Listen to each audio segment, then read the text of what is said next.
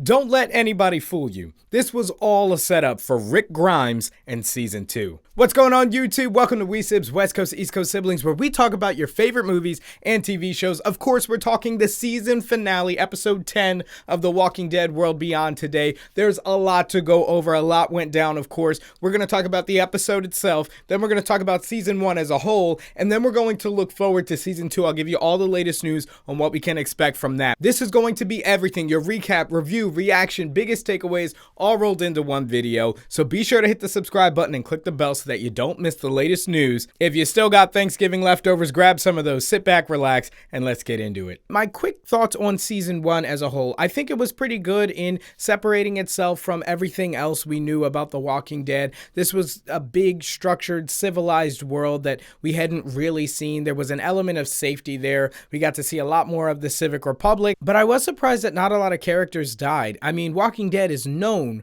for killing off major characters, but everybody seemed to be a little bit too protected by plot armor. I thought certainly Elton or Silas or somebody, maybe Huck or Felix, would go by the end of the season, but none of that happened. They're pretty much all preserved. The only death we got that was really part of the group was Tony, and Tony wasn't even around for that many episodes. At the same time, I think that its obvious connection with Rick Grimes and the new Walking Dead possible movies or made-for-TV movies is definitely helping propel it and bring fans back to the TV every single week. But from there, let's get into this specific episode. So of course, the biggest takeaway from the episode is the explanation, right? What is the Civic Republic doing? What's their plan? And why do they want hope?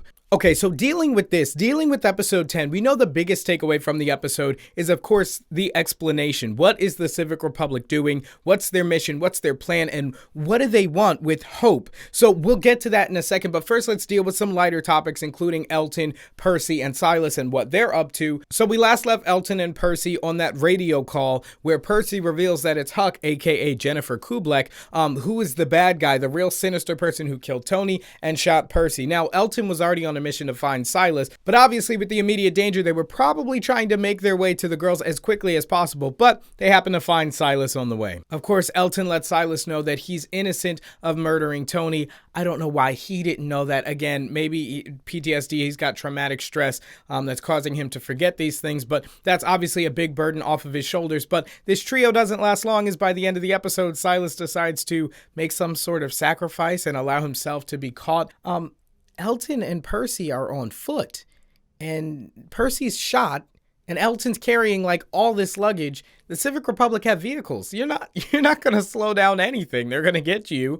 And maybe he's thinking he can misdirect them or something like that. But I'm pretty sure with their resources, it won't be long before they find them as well. Now, getting into the big explanation from the episode, the Civic Republic is basically harvesting the greatest minds left on Earth so that they can rebuild society. And they've singled out Hope as one of those greatest minds. Little do they know, and we find out by the episode, that it's actually the duo of Iris and Hope that is so potent, and not one of them on their own is really the whole package. So Huck, aka Jennifer Kublek, is just trying to do the right thing once again, but she's kind of looking at her own moral compass and then deciding life and death decisions, killing Tony in order to single out Hope from the group and all these things. So her morality is definitely warped here, and while I think she has good intentions, she's turning into a villain. I mean, she was fighting and was about to kill Felix because of her idea of a greater good or a greater plan, and she knows Felix had pretty much sworn an oath to protect those girls, so she knew that he was operating by his own code.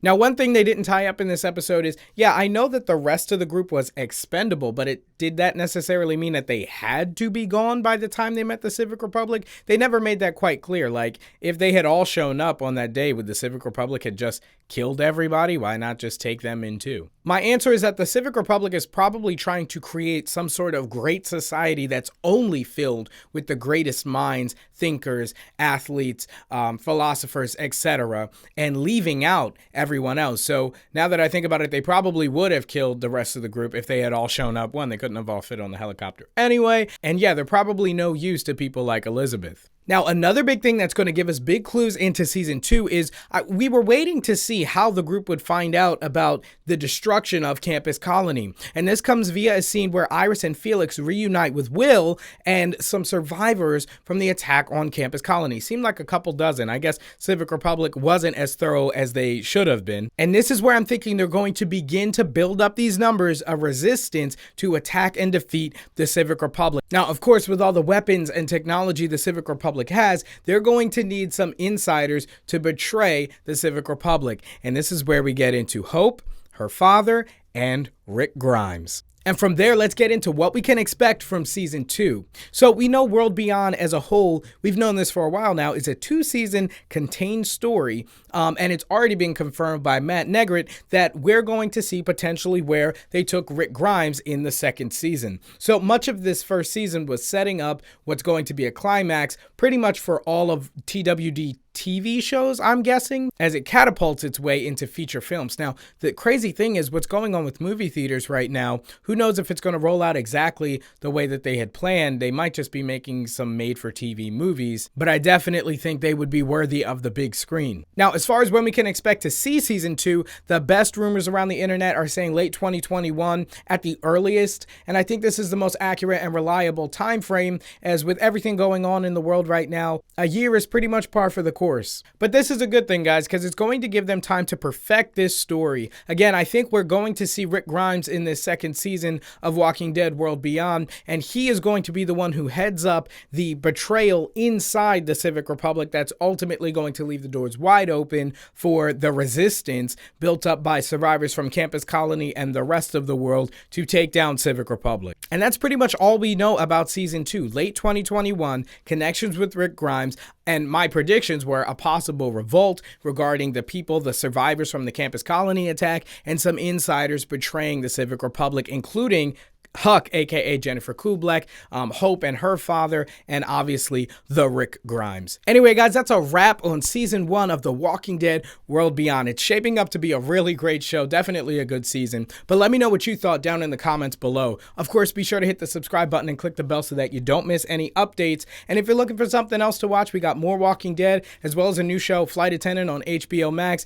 We've got C, we've got Vikings, a whole bunch of similar shows to this, so I'll leave links to everything down in the description below. Also, if you're feeling dope, check out our sister channel, The Latacuente Ledger. I've got a tech and video game show that I do over there with my friends, so be sure to check that out as well. Thank you guys so much for watching as always, and I'll see you in the next one. Peace.